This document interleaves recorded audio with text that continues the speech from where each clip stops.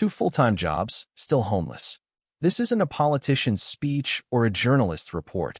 It's a real comment from an ordinary American under a video showing an office worker sleeping in their car. They weren't begging or crying, just stating a chilling fact. Working hard is no longer enough to let you live with dignity. We've been taught since childhood that if you work hard, everything will turn out fine. But when work can no longer get you a roof over your head, when did that promise disappear? This isn't a story about losers. It's about a new class taking shape right before your eyes. If you think this doesn't concern you, you might need to read this more than anyone. The collapse of work's value. Once upon a time, a full-time job was enough to get you three basic pieces of the American life: a roof over your head, dinner on the table, and a good night's sleep. Not rich, but decent. And now, over the past decade, average wages in America have grown about 20%, which sounds pretty good. But rent in many states has jumped 40%, 50%, even 70%. Put simply, you climb one rung up the ladder while rent leaps two or three. This gap isn't because you did something wrong. It's because today's work is only measured by quantity, not by its ability to sustain a person. You've got something to do, maybe two jobs, maybe 50 or 60 hours a week. But these jobs were designed to fill time, not to guarantee survival. The system still says, you have a job. But when it comes to the more important question, is this job enough for you to live decently? It stays silent. So we're starting to see a strange yet familiar sight. Someone in their 50s who goes to work every morning, fills up their gas tank regularly, but has no legal address to put on a rental application. No address means no apartment. No apartment means no address. A cold, closed loop with no one accountable. The comments section reads, two full-time jobs, still homeless. This isn't complaining, it's a status report. Someone sleeping in a 2006 Honda Accord parked at Planet Fitness, using their gym membership to shower, eating fast food because it's cheap and quick, working on their laptop during the day, pulling the curtains at night, hoping nobody knocks on the window. This sounds like a choice, right? Like the ultimate solution? We've been taught that if you work hard, the system will reward you with stability. But maybe the system changed the rules and forgot to send out a memo. Here's a recent piece of irony I heard. In today's America, work keeps you from starving, while housing is a privilege. Sounds funny, but hard to argue with. So the question is no longer, why are people living in their cars, but rather, why does a society accept full-time work without enough places to sleep? When work can't guarantee the most basic thing, a roof over your head, maybe we should ask a harder question. In this game, who's really being protected? Who's profiting from the crisis? There's an old saying that still holds true. To understand a problem, don't just look at who's suffering. Look at who's benefiting. In this housing crisis, when workers have to sleep in their cars, who are the real winners?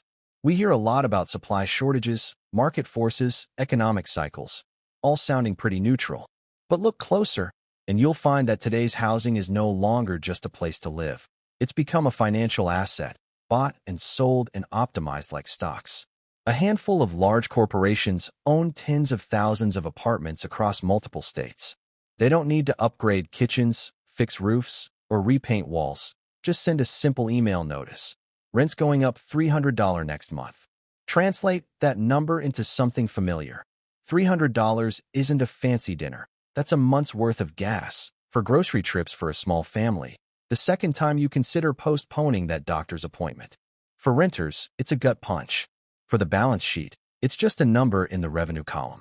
The problem isn't that people need to make money. It's that when housing is measured by return on investment, people automatically become secondary costs. You're no longer a tenant, you're monthly cash flow. If the cash flow weakens, the system doesn't ask why you're struggling. The system just finds stronger cash flow. This is why so many middle-class families are quietly being pushed to the edge.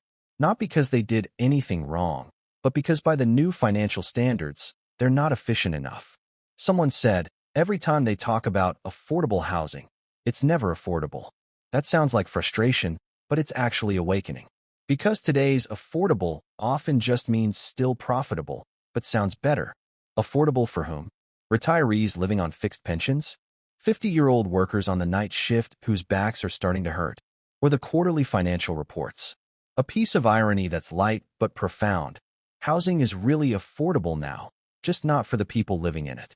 When housing stops being a basic right and becomes a scarce commodity optimized for profit, people having to live in cars is no longer surprising.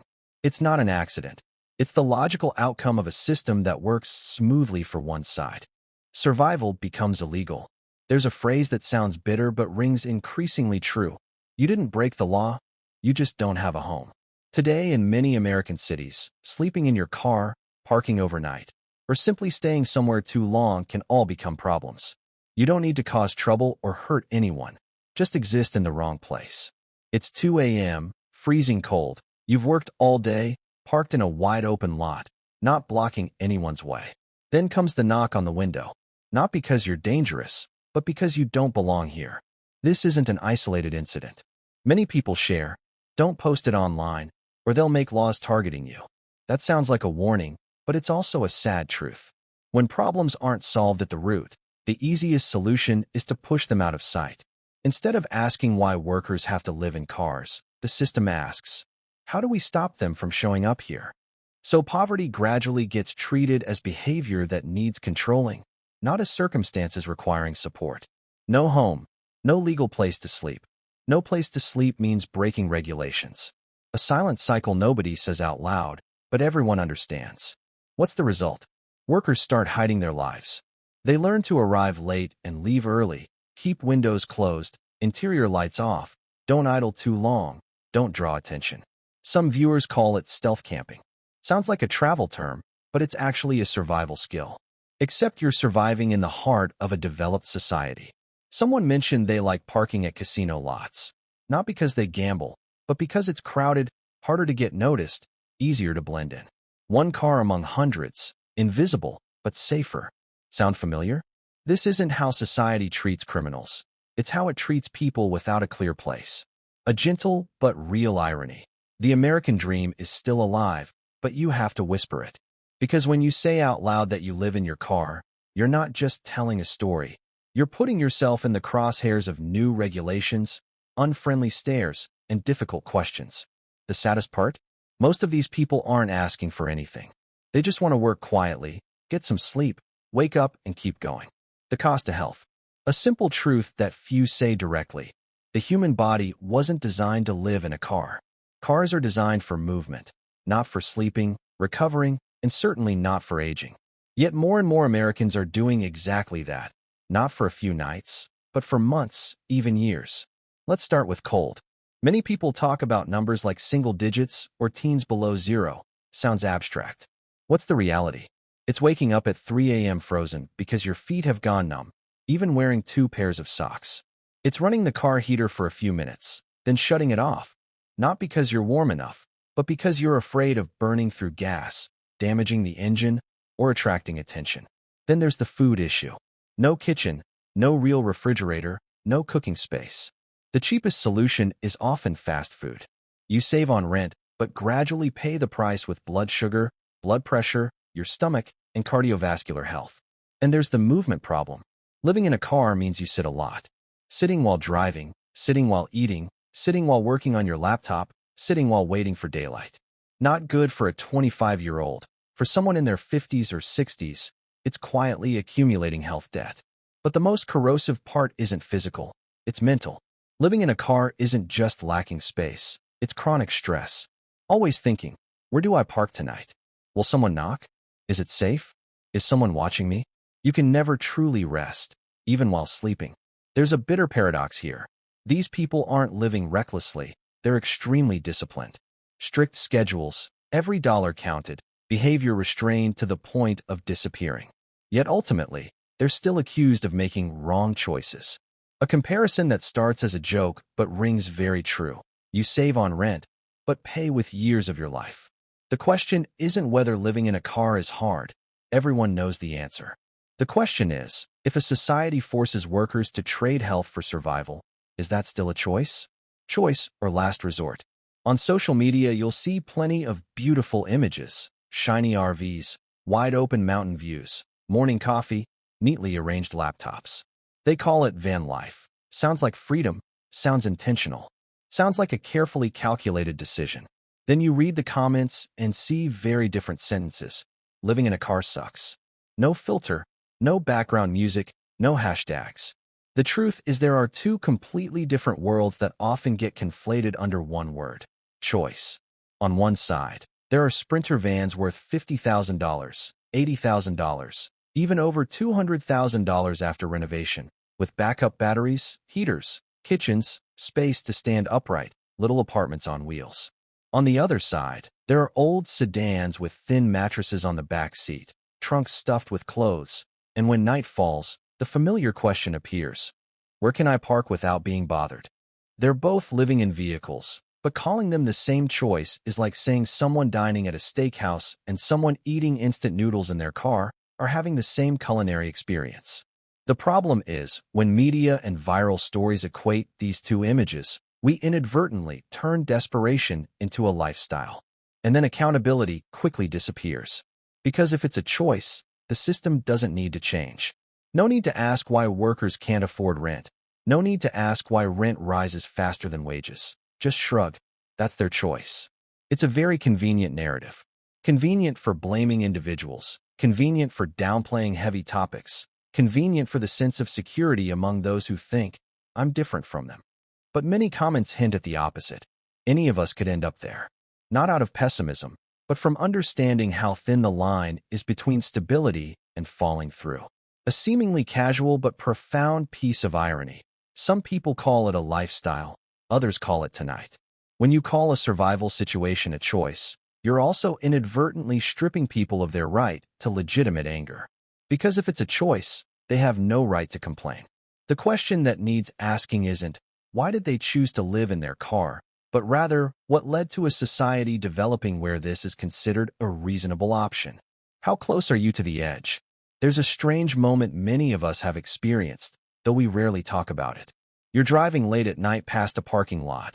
A car sits motionless, windows slightly fogged, no noise, no begging. For the first time, you don't think, I pity them. You think, if a few things went wrong, that could be me. This is America's new fear. No longer will I fail, but rather, I'm standing closer to the edge than I thought. $5,000. For many middle-aged people, that's savings accumulated after years of hard work, owned with pride. But what is $5,000 today? A few months' rent, a few doctor visits, a couple of major car repairs. Not a life raft, just a thin cushion.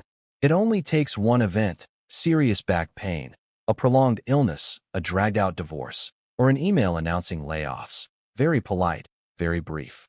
Miss one beat, and you're not sliding slowly. You're in free fall. What makes this fear spread fast isn't the news, it's the silence. A phrase repeated many times in comments: arrive late, leave early, leave no trace. Sounds like survival tactics, but it's actually the manifesto of a class trying to maintain dignity in silence. They're not afraid of work. They're afraid of being seen at their weakest moment, afraid of being labeled, afraid that once they fall, there's no way back. There are stories that go further. People are starting to sleep at airports. Not because they love travel, but because airports have lights, security, Wi-Fi, and most importantly, you can be present without being asked, what are you doing here? Someone put it very directly: I'm not homeless. I just don't have a place to live yet. That sounds like wordplay, but it's actually psychological self-defense, a way to preserve a bit of identity when everything else starts shaking. This isn't the bottom of society. This is the cliff's edge. Because the person you see in that car isn't someone whose life has always been ahead of yours. They're just a few months, a few decisions, a few events ahead of you. The system's logic. Here's a slightly uncomfortable hypothesis worth sitting down to consider carefully. What if what we're seeing isn't a system failure, but its outcome? Because from a distance, everything looks pretty good.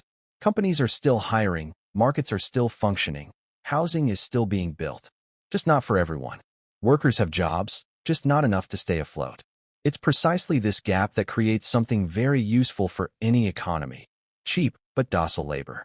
When rent takes 40 to 50% or more of income, when one late bill can shake everything, you don't have much energy for big questions. You focus on survival, keeping the job, keeping the car, keeping the parking spot. Fear becomes an effective tool for regulating behavior, with nobody needing to give orders.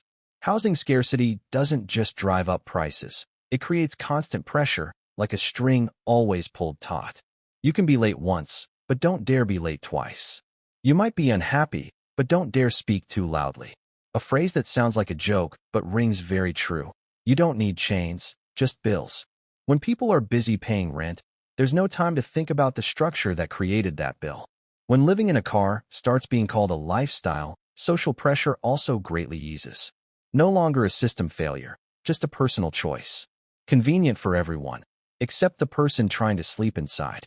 Look closely. And a society where a worker must hide to survive, where a roof overhead becomes a reward rather than a basic condition, operates on very clear logic. Nobody needs to be a villain, no conspiracy required, just priorities arranged so profit comes before people. Then we ask ourselves, why is everyone exhausted? Why is everyone so tense? Why is everyone afraid of being next? Maybe because this system doesn't need you happy, it just needs you to keep running. Final thoughts. If you've made it this far, you probably felt something familiar. Not quite fear, but unease. Because this story isn't about some distant them. It's about that fragile line between stability and falling through. More Americans than ever are standing closer to that line. This isn't a call to anger, but an invitation to sober reflection. What do you think? Is this a temporary crisis or a new order taking shape? What in the video strikes you as most accurate or most disturbing? We don't need to agree with each other. We just need to be honest. If you think conversations like this need to happen, please subscribe to the channel, share the video, and let's keep analyzing the questions many places avoid. This video aims to analyze social and economic issues based on public data and shared experiences, with no intent to attack any individual or organization or promote any extreme views. Thanks for watching.